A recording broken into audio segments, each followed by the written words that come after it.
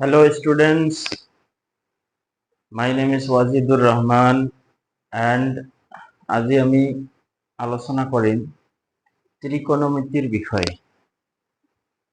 ত্ৰিকোণমিতিক আমাৰ ষ্টুডেন্ট বিলাকে বহুত এটা টান চেপ্টাৰ বুলি ভাবে, কিন্তু মই আজি তোমালোকক এটো অতি সহজকৈ উপস্থাপন কৰিবলৈ চেষ্টা কৰিম, যাতে তোমালোকে এটাও ফৰ্মুলা মুখস্থ নকৰাকৈ গোটেই চেপ্টাৰটো কেনেকৈ মনত ৰাখিব পাৰি আৰু কেনেকৈ ইয়াৰ কনসেপ্টটো ক্লিয়াৰ কৰিব পাৰি, কেনেকৈ আমাৰ এমসিকিউ বিলাক আমি সমাধান কৰিব পাৰো আৰু ফৰ্মুলা বিলাক কেনেকৈ আমি ডিৰাইভ কৰিব পাৰো, প্ৰমাণ কৰিব পাৰো, আমি এই সকলোখিনি আলোচনা কৰিম। অতি সহজকৈ প্ৰেজেন্টেশন কৰিম, যাতে তোমালোকে একদম পুংখানুপুংখভাৱে বুজি পোৱা। তো তোমালোকে লাষ্টলৈকে ভিডিওটো চাবা, আশা কৰিছো তোমাৰ কনসেপ্ট ক্লিয়াৰ হৈ যাব। তো ত্ৰিকোণমিতি এনেকুৱা এটা আমাৰ চেপ্টাৰ, অংকৰ এনেকুৱা এটা শাখা, যত আমি কি কৰো, কোণ আৰু বাহুৰ মাজত সম্পৰ্ক স্থাপন কৰো।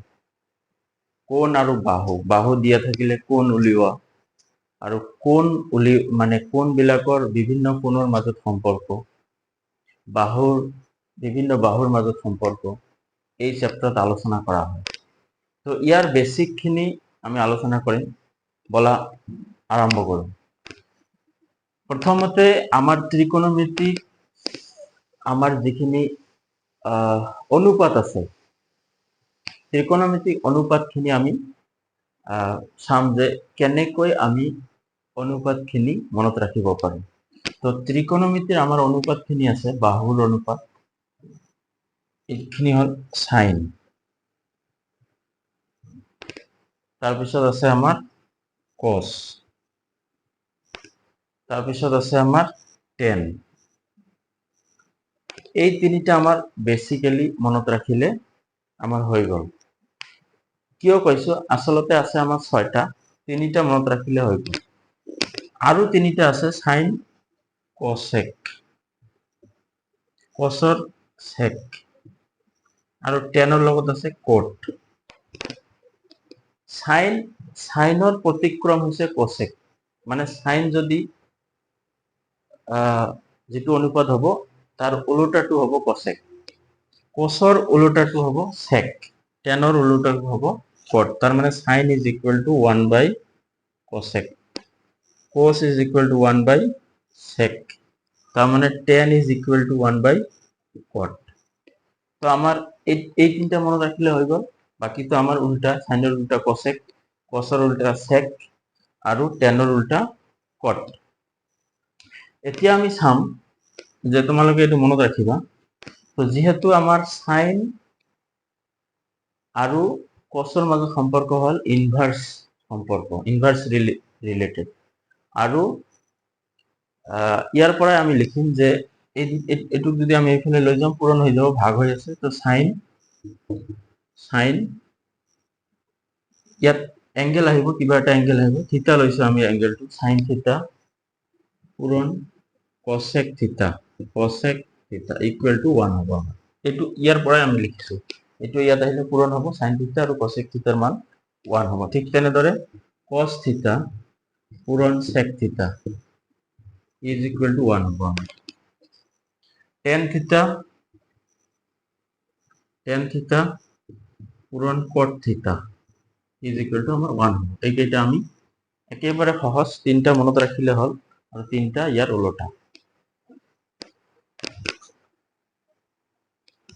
এতিয়া আমাৰ ত্ৰিকোণমিতিক অনুপাত বিলাক উলিয়াম, সাইন কোস টেন এবিলাক উলিয়াম। আমি কেনেকৈ উলিয়াম আমি চাম।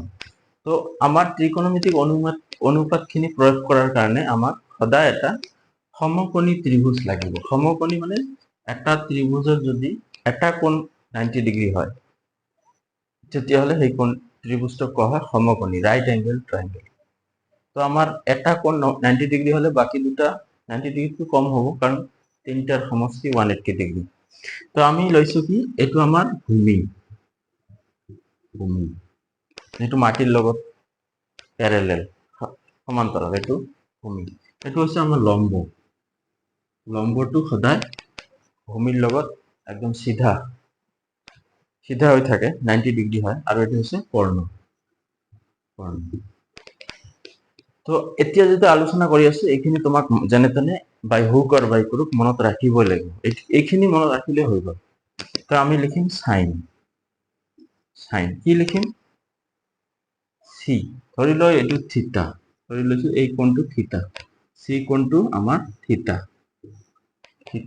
তো এই কোণটোৰ কাৰণে থিটাৰ কাৰণে আমি সাইন লিখিম তো সাইন থিটা এঙ্গেল আমি সাইন ললো এঙ্গেল কোনটো এঙ্গেল এইটো এঙ্গেল ললো তো এইটো এঙ্গেল লিখিলে কি হ'ব লম্ব বাই কর্ণ মনত রাখিবা লম্ব বাই কর্ণ দ্যাট মিন্স আমার লম্ব কি হয়ে আছে এ বি কর্ণ কি হয়ে আছে আমার এ সি এটু হল আমার সাইন থিটা তো সাইন থিটা যদি এটু হয় অলপ আগতে আমি আলোচনা করলো কসেকটো কি হবো উল্টা হবো কসেকটো কি হবো কসেক থিটাটো হবো উল্টা হবো এসি বাই এ বি তার মানে কর্ণ বাই লম্ব হবে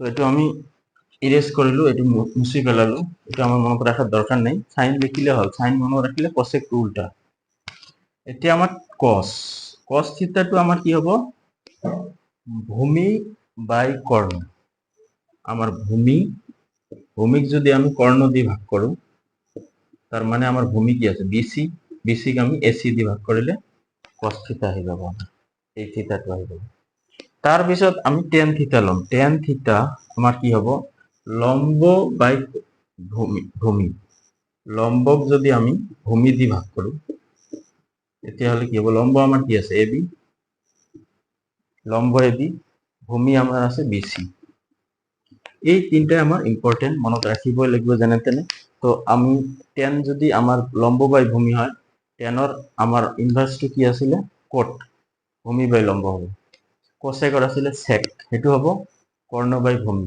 that means AC by BC উল্টাই দিলে হৈ গল খালি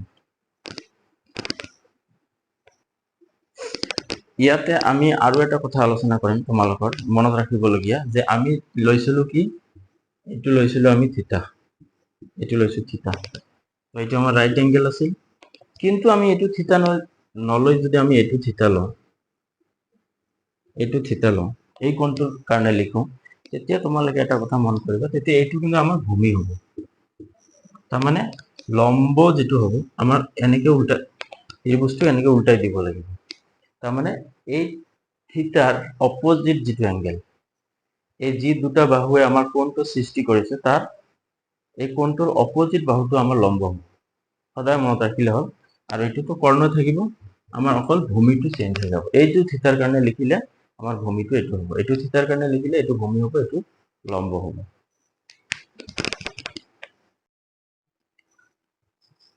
আশা কৰো তোমালোকে বুজি পাই আছা কিবা অসুবিধা হলে কমেন্ট কৰি কমেন্ট বক্সত জনাবা তো আমি ইতিমধ্যে চালো যে ত্ৰিকোণমিতিৰ অনুপাত বিলাক কেনেকে তিনিটা জানিলে বাকি তিনিটা তাৰ বিপৰীত হয় প্ৰতিক্ৰম হয় বা উল্টা হয় এতিয়া আমি আৰু এটা বস্তু চাম আমাৰ সাইন আছিলে কি সাইন সাপোজ এটা সি লৈছো এবাৰ আমি সাইন সি মানে সি কোণটো আগৰবাৰ আমি থিটা লৈছিলো একে কথা থিটা লোৱা সি লোৱা তো sine C is equal to কি আছিলে আমাৰ লম্ব বাই কৰ্ণ লম্ব আমাৰ কি আছিল এবি বাই কৰ্ণ আমাৰ কি আছিল এসি এটু আছিলে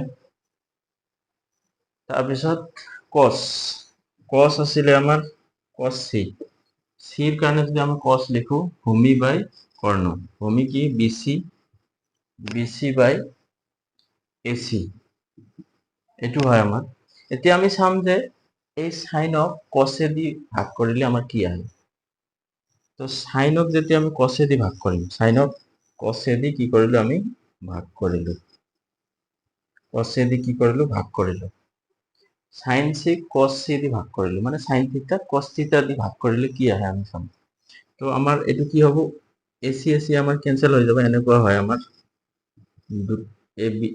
এ বি বাই এসি পূরণ হয়ে যাবে, এটা উল্টি যাব এসি বাই বিসি, তো AC AC cancel, A B by BC.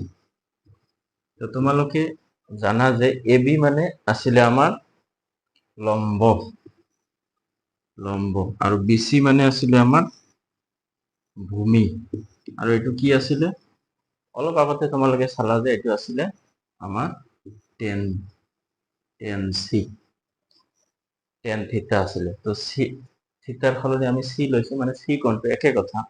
তো আমাৰ টেন সি ইকুৱেল টু কি আহিলে সাইন সি বাই কস সি। এইটো ইম্পৰ্টেণ্ট হয়,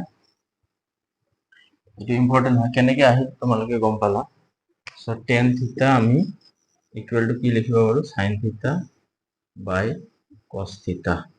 এইটো মনত ৰাখিবা, very very important, very very important, very very important, মনত ৰাখিবা তোমালোকে। সো আমার sine theta by cos theta যদি আমার টেন থিটা হয়, টেন থিটা মানে কি আছিলে আমার sine theta by cos theta. তো আমি জানো অলপ আগতে ডিসকাস কৰিছো যে সাইনৰ ইনভাৰ্স বা প্ৰতিক্ৰম হৈছে কি কট। তো কট থিটা ইকুয়াল টু কি হ'ব, কট থিটা যেহেতু 1/10 থিটা, টেন থিটার উল্টা হয় আমার, টেন থিটার ইনভার্স প্রতিক্রম হয়, তো আমি কি হবো এটি উল্টি যাব, এটি কি হবো উল্টি যাব। সো cos থিটা বাই sin থিটা। তো সিম্পলি লিখিলে হল sin টেন থিটা মানে sin থিটা বাই cos থিটা, cot থিটা সমান সমান কি হবো এটি উল্টাই দিলে হল cos থিটা বাই sin থিটা।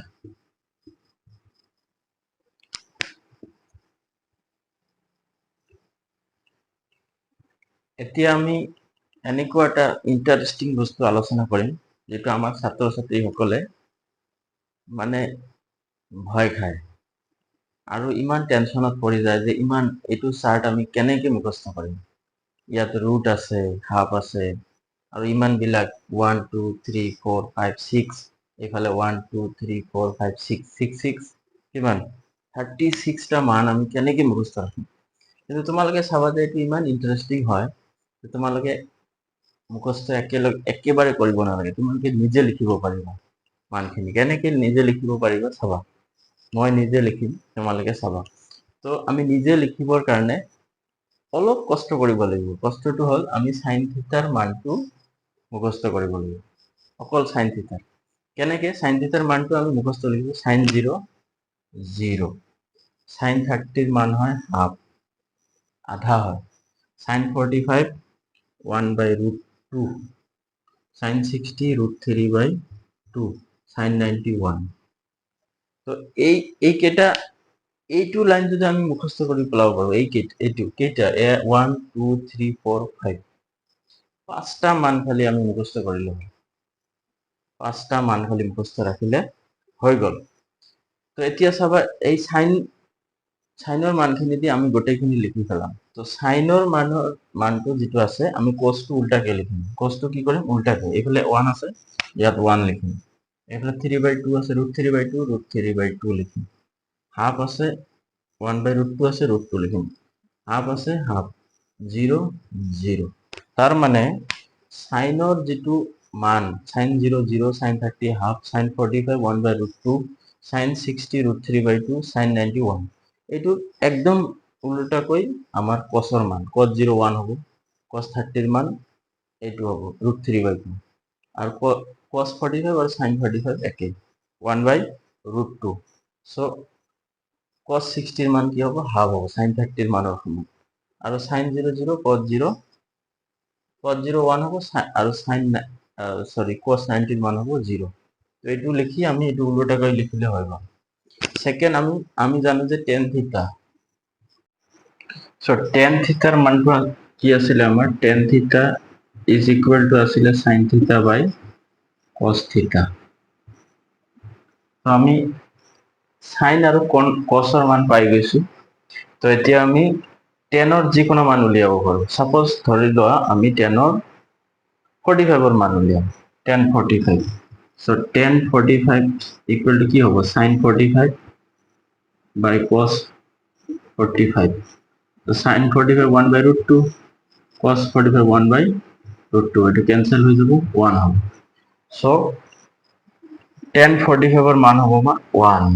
ঠিক তেনেদৰে এইটো আমি তার মানে sin থিটা বাই cos থিটা করে দিলে হয়ে গেল আমার।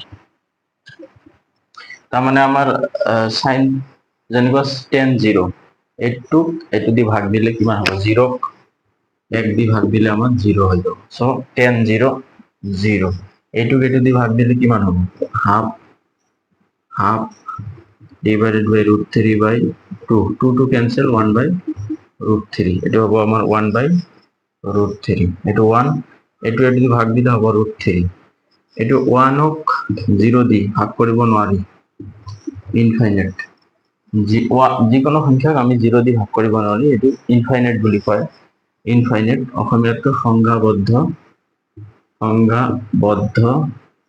নহয় সংজ্ঞাবদ্ধ নহয় আনডিফাইন্ড। তো কট এটি আমার tan আহি গল tan আহাৰ লগে লগে আমার কটটো কি আছিলে আমার কট আছিলে 1 by tan 1 by tan তার মানে tan is equal to 1 by cot cot is equal to 1 by tan দুটা ইনভার্সলি সম্পর্ক আমার প্রতিক্রম এটা আনটো প্রতিক্রম। সো আমি এটু উল্টাই দিলে হইব। সো আমার যদি সাপোজ 30 ডিগ্রি মান লাগে tan 30 1 by root 3 cot কি হবে উল্টাই দিলে হইব। সো 1 by root 3 এটা উল্টাই দিলে root 3 এটা হবে আমার root 3 এটা উল্টাই দিলে 1 1 হবে এটা উল্টাই দিলে 1 by root 3 এটা 1 by infinite মনে রাখিবা তোমাকে মনে রাখিবা যে 1 by infinite 1 by 0 infinite 1 by 0 1 by infinity equal to 0 এটা হবে 0 হয় 0 আর এইটো 1 অফ 0 দি ভাগ দিলে কি হবে আনডিফাইন্ড ইনফিনিটি তার মানে সংজ্ঞাবদ্ধ নহয়। cosec cosec টু কি আছিল আমার 1 by sin sin আর cosec টু আছিল আমার ইনভার্সলি রিলেটেড। সো cosec টু হবে আমার কিমান 1 by sin তার মানে sin এর মানটো প্রতিক্রম করিলে আমার মানে উল্টোটাকে লিখিলে 1 by করে লিখি 1 by করিলে আমি cosec এর মান পাবো। তো sin 0 0 cosec 0 কি হবে 1 by 0 1 by 0 ইনফাইনাইট তাৰপিছত এটু উল্টালে হ'ব 2 এটু 1 by কৰিলে হ'ব root 2 এটু 1 by কৰিলে 2 by root 3 এটু 1 by কৰিলে 1 হ'ব 1 by কৰিলে 1 sec কি আছিলে আমাৰ sec আৰু cos আমাৰ inverse relation 1 by relation 1 by cos কৰিলে sec পাম। তো cos এর মানটো আমি 1 by করে দিম 1 by 1 1 এটু 1 by করলে 2 by root 3 উল্টি যাব এটু হবো root 2 এটু আমার হবো 2 এটু 1 by 0 1 by 0 মানে ইনফিনিটি এটা হবো ইনফিনিটি। তো আশা কৰো তোমালোকে বুজি পাইছা বহুত সহজ কৰে দিয়া হয়েছে তোমালোকৰ কাৰণে আৰু আমি নেক্সট ক্লাছত মই আৰু কিছুমান বেসিক কনসেপ্ট ডিসকাশন কৰিম যে sin থিটাৰ মানটো আমাৰ 1তকৈ বেছি হ'ব নোৱাৰে -1তকৈ কম হ'ব নোৱাৰে tan থিটাৰ মানটো কিমানৰ পৰা কিমান হ'ব লাগে আমাৰ sin স্কয়াৰ থিটা প্লাস cos স্কয়াৰ থিটা 1 কিয় হয় আমি দেখুৱাম। তাৰপিছত আমি আৰু কিছুমান বস্তু দেখুৱাম যে কোনবিলাক যদি 90তকৈ বেছি হয় আমি কেনে ধৰণে শৰ্ট ট্ৰিক ব্যবহাৰ কৰিব পাৰো।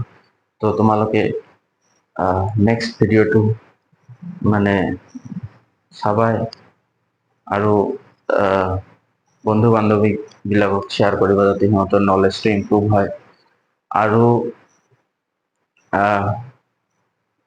আমি একেবাৰে লাষ্টত MCQ খিনি ডিসকাশন কৰিম। তো যদি ভিডিওটো ভাল লাগিছে শ্বেয়াৰ কৰিবা লাইক কৰিবা কমেন্ট কৰি জনাবা কেনেকুৱা লাগিছে বুজি পাইছা নে নাই। Thank you very much and once again welcome to my educational channel Hania Tahsin Rahman।